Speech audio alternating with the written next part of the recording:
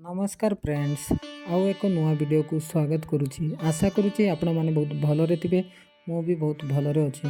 तो friends video को गोटे लाइक और चैनल रे नुआ आसते सब्सक्राइब करके बेल आइकन प्रेस कर दिंतु एमतीका छोटिया छोटिया अपडेट आपण मानक मिलूँ। तो चलतु वीडियो को स्टार्ट करिया।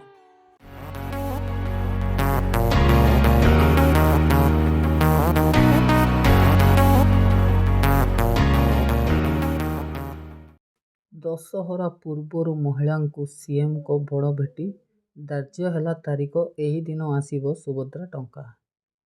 ସୁଭଦ୍ରା ଯୋଜନାକୁ ନେଇ ମୁଖ୍ୟମନ୍ତ୍ରୀ ମୋହନ ମାଝୀଙ୍କ ବଡ଼ ସୂଚନା। କେବେ ମିଳିବ ବଡ଼ଲୋକାଙ୍କୁ ସୁଭଦ୍ରା ଟଙ୍କା? ଆସିଲା ଅପଡେଟ୍। ସୁଭଦ୍ରା ଯୋଜନାରେ ଦ୍ୱିତୀୟ ପର୍ଯ୍ୟାୟର ସହାୟତା ଖୁବ୍ ଶୀଘ୍ର ହିତାଧିକାରୀଙ୍କୁ ମିଳିବାକୁ ଯାଉଛି। ଏନେଇ ଆଜି ମୁଖ୍ୟମନ୍ତ୍ରୀ ସୂଚନା ଦେଇଛନ୍ତି। ଆବେଦନକାରୀଙ୍କ ସଂଖ୍ୟା 91 ଲକ୍ଷ ଟଙ୍କା ଟପିଥିବା କହିଛନ୍ତି ଉପମୁଖ୍ୟମନ୍ତ୍ରୀ। 4ଟି ସ୍ଲାବରେ ହିତାଧିକାରୀ ପାଇବେ ସୁଭଦ୍ରା କିସ୍ତି ସହାୟତା ଟଙ୍କା। ବିଜେପିର ଏକ ଦଳୀୟ କାର୍ଯ୍ୟକ୍ରମରେ ମୁଖ୍ୟମନ୍ତ୍ରୀ ମୋହନ ମାଝୀ ଏହି ଗୁରୁତ୍ୱପୂର୍ଣ୍ଣ ସୂଚନା ଦେଇଛନ୍ତି।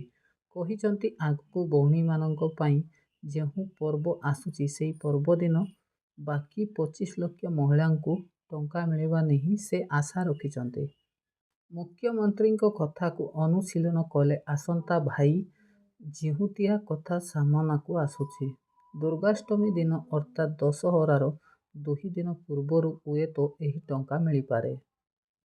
ଦୁର୍ଗାପୂଜା ପାଇଁ ମହିଳାଙ୍କୁ ଏହା ସରକାରଙ୍କ ଭେଟି ହୋଇପାରେ ବୋଲି ଚର୍ଚ୍ଚା ହେଉଛି। ଆଗକୁ ଏ ସଂକ୍ରାନ୍ତରେ ଆହୁରି ସ୍ପଷ୍ଟ ସୂଚନା ଆସିବ ବୋଲି କୁହାଯାଉଛି।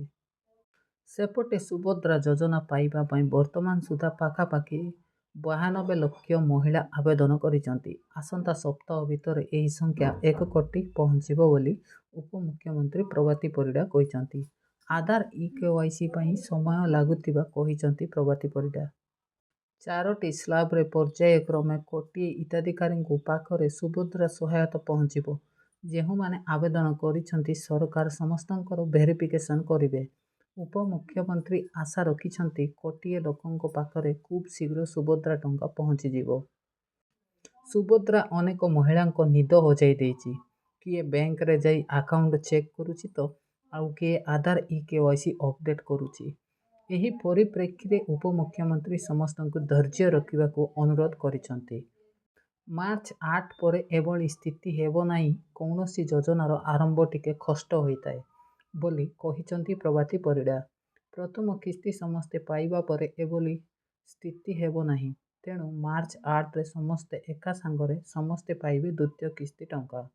ତ ବନ୍ଧୁଗଣ ଏହି ଥିଲା କିଛି ଗୁରୁତ୍ୱପୂର୍ଣ୍ଣ ଖବରକୁ ଆମେ ଏଠି ବନ୍ଦ କରୁଛୁ। ସେ ପର୍ଯ୍ୟନ୍ତ ଆମେ ରହିଲୁ। ଜୟ ଜଗନ୍ନାଥ।